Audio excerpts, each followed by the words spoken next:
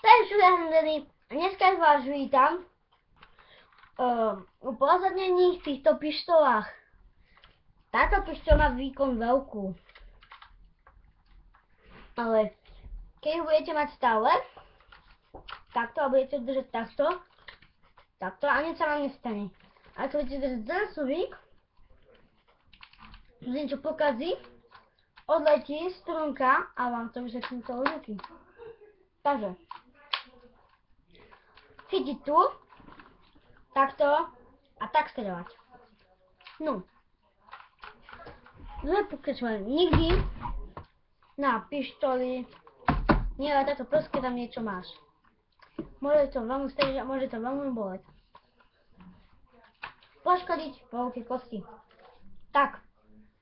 Táto pištoľ je kvalitná v tom, aj nekvalitná. Keď idete na nejaké ostrevky, napríklad do lesa, to, že občas chodím, nabijete a prásk. No, a na to je pre vás druhú pištoľ, takú istú len krajšiu.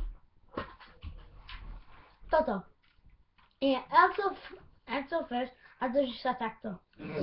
Násobík sa nedáva, lebo guličky sa dávajú sem. Vidíte, to máte ešte otvor. Nevidíte. To kvalitné, máte tam pri tých guličkách máte aj mieritko. Ukážem. Takéto, máte tie guličky sa dávajú. Tak namete a bac strelate. Je to presné, ale nekvalitné je na tejto pištoli, že keď sa takto drží, no nikdy nejdeš takto, ale stále držím takto. Tu sa to takto sa robí. Takto.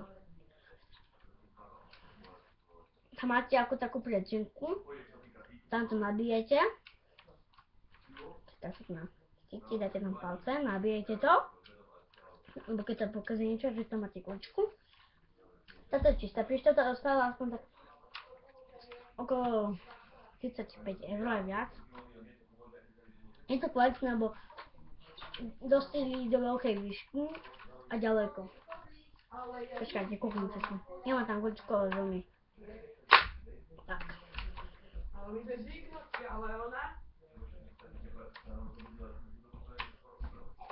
Tak čo? Tak toto bolo pre video všetko. A máte ku tomu aj násobák. Tak to vyzerá.